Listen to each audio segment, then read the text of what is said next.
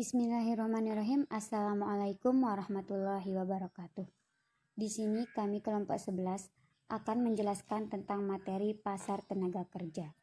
Anggota kelompok Haindhaningrum dengan NIM 1905020012, Kurniawati dengan NIM 1905020037, dan Desi Ratnasari dengan NIM 1905020020. Baiklah, mari kita berlanjut ke pembahasan materinya. Bismillahirrahmanirrahim. Assalamualaikum warahmatullahi wabarakatuh. Perkenalkan, nama saya Desi Ratnasari dengan NIM 1905020020. Baiklah, karena saya sebagai pemateri pertama, saya akan menjelaskan apa sih pasar tenaga kerja, siapa sih para pelaku di pasar tenaga kerja, dan apa sih permintaan tenaga kerja. Langsung saja pengertian dari pasar tenaga kerja. Pasar tenaga kerja adalah seluruh aktivitas dari pelaku-pelaku untuk mempertemukan pencari kerja dengan lowongan kerja atau proses terjadinya penempatan dan atau hubungan kerja melalui penyediaan dan penempatan tenaga kerja. Pelaku-pelaku yang dimaksud di sini adalah pengusaha, pencari kerja, dan pihak ketiga yang membantu pengusaha dan pencari kerja untuk dapat saling berhubungan. Kemudian para pelaku di pasar tenaga kerja terdiri dari yakni yang pertama, pencari kerja. Pencari kerja yaitu setiap orang yang mencari pekerjaan. Yang kedua, pemberi kerja yaitu perorangan, pengusaha, badan hukum, atau badan lainnya yang memperkerjakan tenaga kerja dengan membayar imbalan berupa upah atau gaji. Dan terakhir, perantara yaitu media atau lembaga yang mempertemukan pencari kerja dan pemberi kerja, misalkan agen penyalur tenaga kerja, bursa kerja, dan headhunters.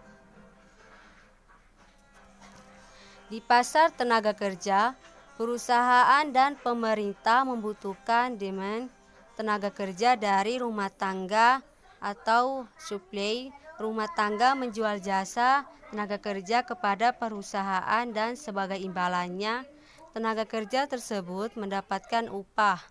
Jumlah total tenaga kerja dalam suatu perekonomian bergantung pada semua keputusan rumah tangga.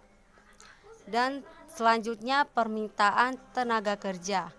Permintaan tenaga kerja menggambarkan jumlah maksimum tenaga kerja di mana seorang pengusaha bersedia untuk memperkerjakannya pada setiap kemungkinan tingkat upah dalam jangka waktu tertentu.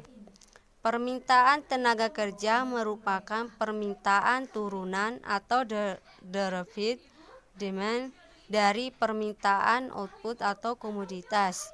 Oleh karena itu, untuk memahami permintaan secara detail, maka harus juga memahami permintaan terhadap output.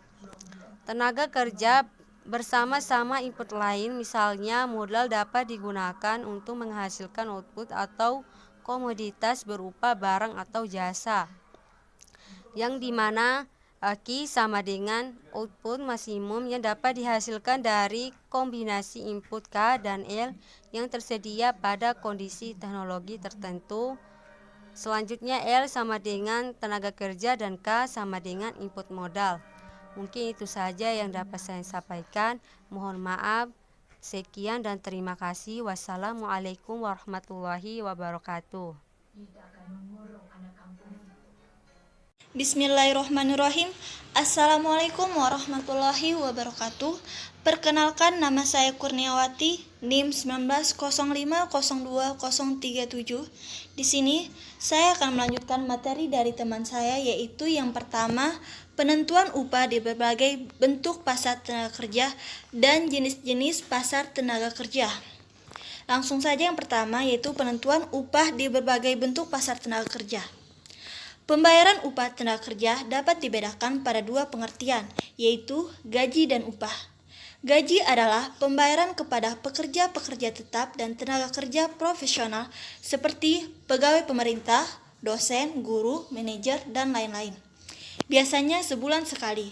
Sedangkan upah adalah pembayaran kepada pekerja-pekerja kasar yang pekerjaannya selalu berpindah-pindah seperti pekerja pertanian, tukang kayu, buruh kasar, dan lain-lain.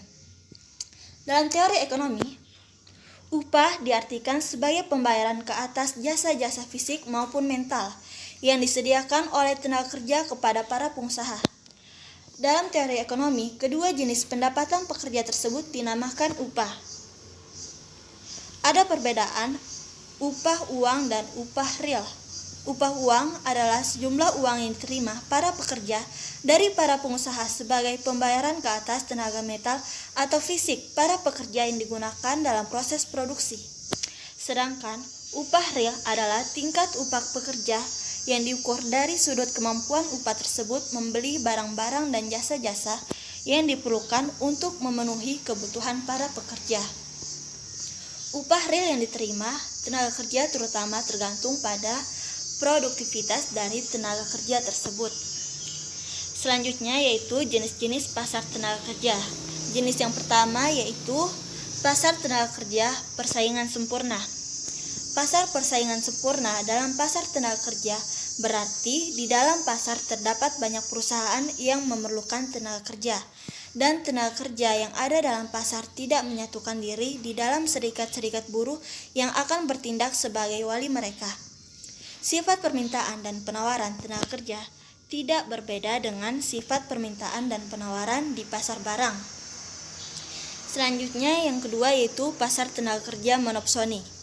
Monopsoni berarti hanya terdapat satu pembeli di pasar, sedangkan penjual jumlahnya banyak. Berarti di pasar hanya terdapat satu firma yang akan menggunakan tenaga kerja yang ditawarkan. Ini terwujud jika di suatu tempat atau daerah tertentu terdapat suatu firma yang sangat besar dan ia merupakan satu-satunya perusahaan modern di tempat tersebut. Yang ketiga yaitu pasar tenaga kerja monopoli. Manfaat penentuan upah dalam pasar tenaga kerja yang bersifat monopoli yang pertama yaitu menentukan upah yang lebih tinggi dari yang dicapai pada keseimbangan permintaan dan penawaran. Yang kedua, membatasi penawaran tenaga kerja. Yang ketiga, menjalankan usaha-usaha yang bertujuan menaikkan permintaan tenaga kerja. Selanjutnya yang terakhir yaitu pasar tenaga kerja monopoli bilateral. Di pasar monopoli, upah adalah lebih tinggi dari pasar persaingan sempurna. Penentuan tingkat upah di dalam pasar tenaga kerja di mana tenaga kerja bersatu dalam satu serikat buruh dan di dalam pasar hanya terdapat satu perusahaan saja yang menggunakan tenaga kerja. Tingkat upah yang terjadi bisa lebih tinggi atau rendah dari pasar persaingan sempurna tergantung mana yang lebih kuat, tenaga kerja atau perusahaan. Sekian dari saya. Materi selanjutnya akan disampaikan oleh teman saya yaitu Hayinda Ningrum. Wabillahi taufiq wal hidayah. Wassalamualaikum warahmatullahi wabarakatuh. Nama Hayinda Ningrum NIM 1905020012. Di sini saya akan menjelaskan tentang fungsi dan manfaat pasar tenaga kerja dan peran pemerintah dalam mengatasi masalah tenaga kerja di Indonesia. Bursa tenaga kerja mempunyai fungsi yang sangat luas, baik dalam sektor ekonomi maupun sektor-sektor yang lain. Fungsi pasar tenaga kerja: 1. Sebagai sarana penyaluran tenaga kerja. 2. Sebagai sarana untuk mendapatkan informasi tentang ketenaga kerjaan. Dan 3. Sebagai sarana untuk mempertemukan pencari kerja dan orang atau lembaga yang membutuhkan tenaga kerja. Manfaat adanya bursa tenaga kerja yaitu: 1. Dapat membantu para pencari kerja dalam memperoleh pekerjaan sehingga dapat mengurangi pengangguran. 2. Dapat membantu orang-orang atau lembaga-lembaga yang memerlukan tenaga kerja untuk mendapatkan tenaga kerja. Dan 3. Dapat membantu pemerintah dalam mengatasi permasalahan ketenaga kerjaan. Peranan pemerintah dalam mengatasi masalah tenaga kerja di Indonesia: 1. Meningkatkan mutu tenaga kerja. 2. Memperluas kesempatan kerja. 3. Memperoleh pemerataan lapangan kerja. Dan 4. Memperbaiki sistem pengupahan. Sekian penjelasan dari saya. Terima kasih.